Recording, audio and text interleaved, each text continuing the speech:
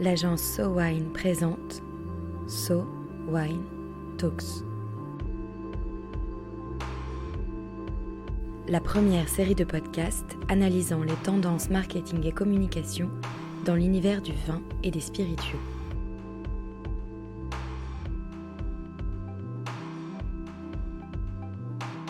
Le couvre-feu à 18h, la fête interdite, l'apéritif en ligne de mire, la crise sanitaire nous a plongés dans un monde où les plaisirs que l'on croyait les plus simples semblent nous échapper. Les vins et spiritueux paraissent une valeur refuge, tout comme la cuisine et la bonne chère. Alors, et si on se faisait plaisir, aujourd'hui avec Marie Mascret. Marie, pourquoi avoir voulu parler de se faire plaisir en ce mois de janvier ? Se faire plaisir au mois de janvier, c'est presque contradictoire avec ce mois de janvier qui est traditionnellement celui des bonnes résolutions. Ce que l'on mange et ce que l'on boit n'échappe pas à la règle. En général, on cherche à manger moins, à manger mieux, à faire régime. On se fixe comme bonne résolution de faire du sport, de perdre les kilos accumulés en fin d'année, de compenser les excès des fêtes de fin d'année. Pourquoi pas déjà de préparer sa silhouette pour l'été et puis de se dire qu'enfin on va entrer dans cette taille 38 qu'on va acheter en solde. Bref, je crois que le mois de janvier, c'est le mois où la grande majorité des Français a sans doute à un moment ou à un autre dans sa vie pensé à tout ce qu'ils pouvaient entreprendre comme résolution et comme bonne pratique pour rester en bonne santé. Alors il faut dire qu'on n'est pas aidé. En France, personne n'échappe dans ses lectures ou dans sa consommation de médias, en particulier aux peurs et à la culpabilisation. Donc globalement, toute l'année, et c'est pas qu'au mois de janvier, on a peur de mal se nourrir, on a peur d'attraper des maladies, évidemment dans le contexte encore plus. On a peur globalement de ce qu'il y a dans nos assiettes et qu'on maîtrise d'ailleurs plus complètement. Les derniers scandales alimentaires n'ont pas aidé dans ce sens. Et puis plus largement, on a peur de mourir. Et puis cette peur-là, elle a été encore renforcée avec la pandémie. Il ne faut pas oublier que ça fait quand même maintenant 10 mois que les médias égrènent jour après jour le nombre de morts en France. Alors bien évidemment, la situation internationale, elle est exceptionnelle. La pandémie, elle est dramatique. Mais à titre individuel, ça devient un peu compliqué de trouver des ressources pour rester motivé au quotidien. Alors ce discours anxiogène, il date pas d'hier. Combien de rapports est-ce qu'on a lu ou vu passer, d'ailleurs sans avoir envie de les lire dans le détail, qui nous rappellent qu'il ne faut pas manger trop gras, pas trop sucré, pas trop salé, qu'il ne faut pas manger trop de charcuterie, qu'il ne faut pas trop boire de lait, qu'il faut limiter les sodas, qu'il faut varier les fruits et les légumes, qu'il faut faire du sport, puis bien évidemment qu'il faut limiter sa consommation d'alcool.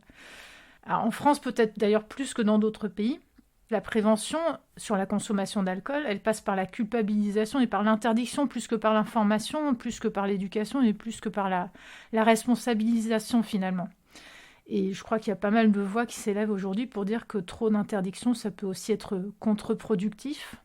Il suffit d'ailleurs de regarder ce qui se fait dans d'autres pays en termes de prévention contre la consommation excessive d'alcool pour voir qu'il y a d'autres pratiques qui sont intéressantes. Je pense au Canada, je pense aux prises de parole gouvernementales de la région du Québec, par exemple, qui historiquement, et c'est assez connu, montrent qu'il est possible de sensibiliser les publics avec de l'humour, avec de l'efficacité aussi, tout en leur montrant les effets néfastes des excès en tout genre, à commencer par ceux d'une consommation déraisonnée d'alcool. Et qu'est-ce que la crise sanitaire a changé dans la notion de se faire plaisir ?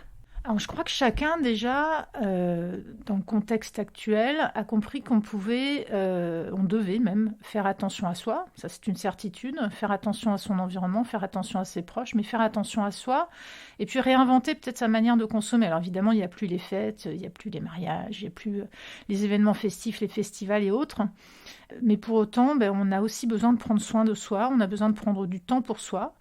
On s'est tous retrouvés dans des situations où on a dû changer nos habitudes et bien manger, bien boire, ou en tout cas manger différemment et boire différemment font partie de ces nouvelles manières de consommer qui sont nées aussi de la crise sanitaire actuelle.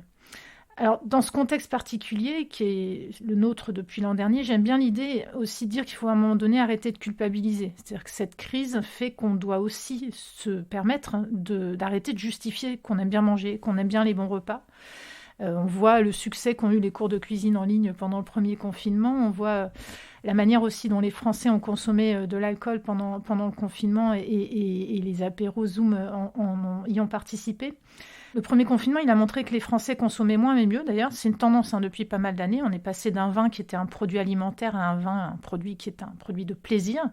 Donc on n'en boit plus tous les jours. Et quand on en achète, on va plutôt choisir un bon produit, quitte à mettre le prix, et bien en profiter, se faire plaisir. Est-ce que vous pensez qu'on nous culpabilise aujourd'hui sur manger et boire ? Oui, on nous culpabilise encore aujourd'hui. Alors culpabiliser, je sais pas, en tout cas, on nous fait comprendre que bien boire, bien manger, c'est pas forcément dans l'air du temps. J'ai bien aimé, récemment, je lisais un plaidoyer du professeur David Kayat, qui a écrit un livre qui s'appelle Arrêtez de vous priver. Et du coup, la question, c'est de dire si finalement la culpabilité qu'on nous impose, elle n'est pas devenue l'ennemi même de notre santé. Alors ça fait bientôt une année que les interactions sociales sont réduites au strict minimum, hein. Nos restaurants, nos bars préférés sont fermés. On ne peut plus profiter des lieux de convivialité, on ne peut plus aller au concert, on ne peut plus se faire plaisir dans les lieux de culture et d'amusement. Et je partage l'idée finalement que 2021, c'est peut-être la bonne année pour mettre de côté des injonctions à faire toujours mieux pour atteindre une forme de perfection telle qu'elle est imposée par la société.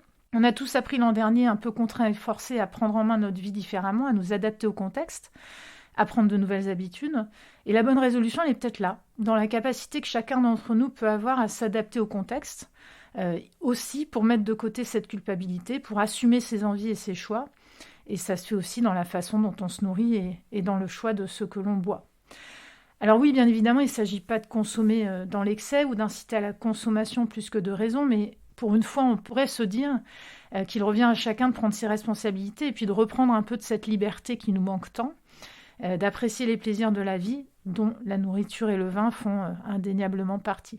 Donc pour citer David Kayat, il distingue la notion de danger et celle de risque, et je trouve que c'est extrêmement intéressant. Il dit « l'alcool est dangereux, mais est-ce risqué de boire un verre de vin à midi avec son repas ? La réponse est non. Boire pour boire, ça n'a évidemment aucun intérêt, excepté de risquer l'addiction. Mais boire avec des amis parce qu'on ouvre une bonne bouteille, parce qu'elle accompagne un repas festif, parce qu'on est bien, ça ne va pas forcément augmenter le risque de mourir. Le tout, c'est évidemment de ne jamais combler un manque. » Alors là-dessus, qu'est-ce que vous pensez du Dry January ? Alors le Dry January, cette idée, ce principe, cette philosophie peut-être, qui consiste à dire on ne boit pas d'alcool pendant tout le mois de janvier, qui est un concept anglo-saxon. Oui, au Dry January, si vous en avez envie, pour plein de bonnes raisons. Évidemment, si vous avez envie de ne pas boire d'alcool pendant un mois, faites-vous plaisir, ne buvez pas d'alcool et puis reprenez doucement. Les études montrent qu'après un Dry January, 72% des personnes consomment moins d'alcool pendant les 6 mois à venir. Donc c'est évidemment un effet positif. Mais non si pour vous c'est un effet privation à tout prix. Faites-vous plaisir si ça vous fait plaisir de prendre un verre de vin de temps en temps.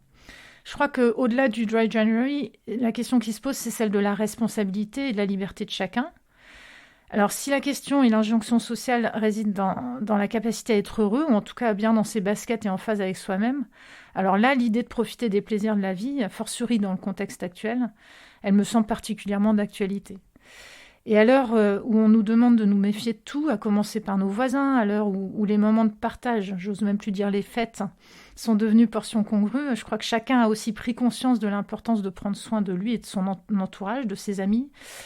Et à ce titre, je crois vraiment qu'arrêter de culpabiliser et assumer de se faire plaisir avec un bon plat et un bon repas et un bon vin, ça me semble être la meilleure des bonnes résolutions à prendre pour cette nouvelle année. Vous avez entendu Marie. Si SoWine pouvait vous souhaiter une bonne résolution à prendre cette année, ce serait pour une fois de vous laisser tranquille, de vous libérer des injonctions sociales et de profiter de ce moment si particulier pour faire enfin comme vous le sentez. Au fond, c'est un peu la façon SoWine de vous souhaiter une excellente nouvelle année. Un épisode conçu et produit par SoWine, écrit et réalisé par le studio Encore. SoWine Talks reviendra dans quelques semaines pour décrypter à nouveau les tendances de consommation du vin et des spiritueux. En attendant, si vous avez aimé cet épisode, n'hésitez pas à le partager sur Twitter et Facebook et à lui donner des étoiles sur iTunes. À très vite.